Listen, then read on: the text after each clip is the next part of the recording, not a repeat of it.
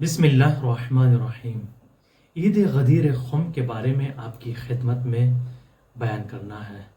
سب سے پہلے عید غدیر خم کی جو مہم چیز ہے وہ ہے خطبہ عید غدیر، جو رسول اکرم صلی اللہ علیہ وآلہ وسلم نے میدان غدیر خم میں ارشاد فرمایا تھا۔ ہم غدیر صرف جشن کرنے میں اور مٹھائیاں تقسیم کرنے میں اسی کو غدیر سمجھتے ہیں، درحال کہ ایسا نہیں ہے۔ جشن بھی ہونا چاہیے، مٹھائیاں بھی تقسیم ہونی چاہیے، لیکن جو اصل ہدف ہے، جو مقصد ہے اس کا، وہ بیان ہونا چاہیے۔ وہ مہم ترین اس میں سے کیا ہے؟ وہ ہے خطبہ غدیر خم۔ کس چیز کے بارے میں خطبہ دیا گیا تھا اور اس خطبے میں کس چیز کو بیان کیا گیا ہے، اور اس خطبے کو عوام کے سامنے پیش کرنا چاہیے کہ اس خطبے میں کس چیز کو بیان کیا جا رہا ہے۔ اس خطبے کی سند کے بارے میں بحث ہونی چاہیے، جو کہ نہیں ہوتی ہے۔ جو ذاکرین خطبہ منبر پر آتے ہیں اس چیز کو اصل میں بیان نہیں کرتے ہیں، جو کہ غلط ہے اور بیان ہونا چاہیے۔ اس خطبے کے بارے میں مختصر توضیح آپ کی خدمت میں بیان کرنی ہے۔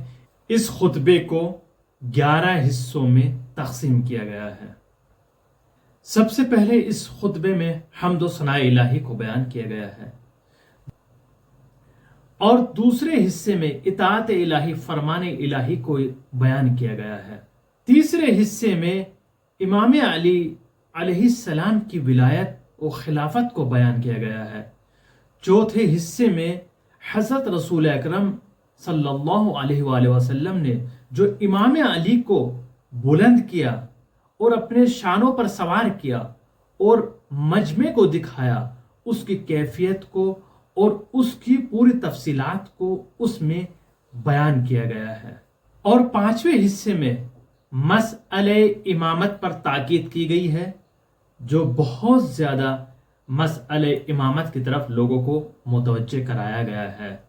اور چھٹا حصہ منافقین کے بارے میں ہے، کیونکہ جتنا زیادہ اسلام کو منافقین نے نقصان پہنچایا ہے، اتنا زیادہ نقصان دشمنوں نے بھی نہیں پہنچایا ہے۔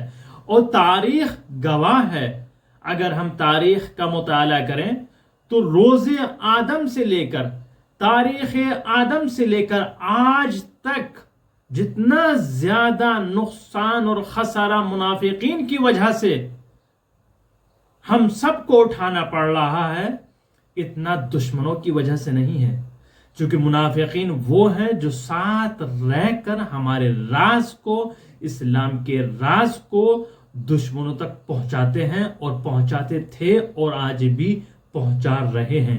اسی لیے اس حصے میں منافقین کے چہرے کو آشکار کیا گیا ہے اور ان کے بارے میں بیان کیا گیا ہے۔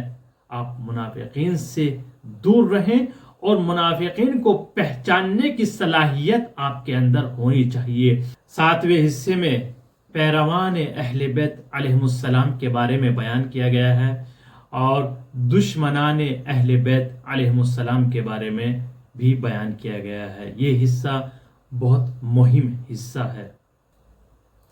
اور آٹھویں حصے میں حضرت امام زمانہ عجل اللہ تعالی فرج شریف کے بارے میں بیان کیا گیا ہے، اور نواں حصہ بیعت کے بارے میں، تجدید بیعت کے بارے میں بیان کیا گیا ہے۔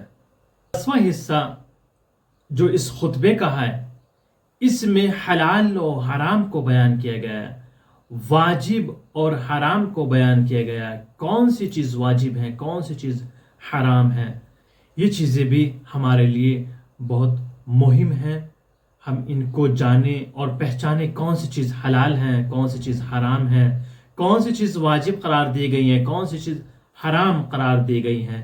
اور جو آخری حصہ ہے، 11واں حصہ ہے، اس میں لوگوں سے بیعت لینے کے بارے میں بیان کیا گیا، کس کس نے بیعت کی اور کس کس نے بیعت سے انکار کیا۔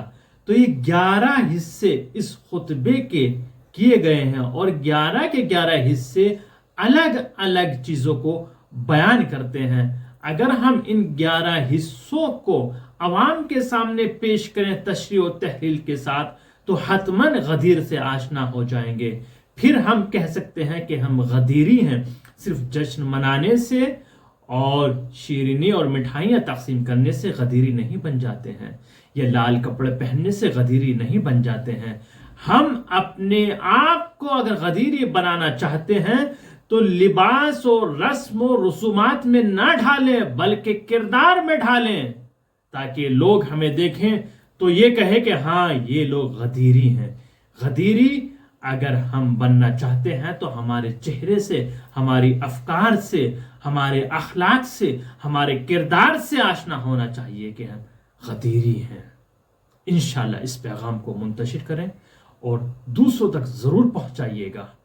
ہمارے چینل کو اگر آپ نے ابھی تک سبسکرائب نہیں کیا ہے تو ضرور سبسکرائب کریں. اپنے دوستوں سے، عزیزوں سے اور تمام اقارب سے اس چینل کو سبسکرائب کرائیے. اسلامک چینل کی طرف لوگ متوجہ بہت کم ہوتے ہیں. آپ گھر بیٹھے آرام سے تمام چیزوں کو سیکھ سکتے ہیں، اور اسی طریقے سے خطبہ غدیر اور غدیر کی مناسبت سے ہم آپ کی خدمت میں ویڈیو پیش کرتے رہیں گے. آپ ہمارے چینل کو سبسکرائب کریں اور ضرور دوسروں تک پہنچائیے گا.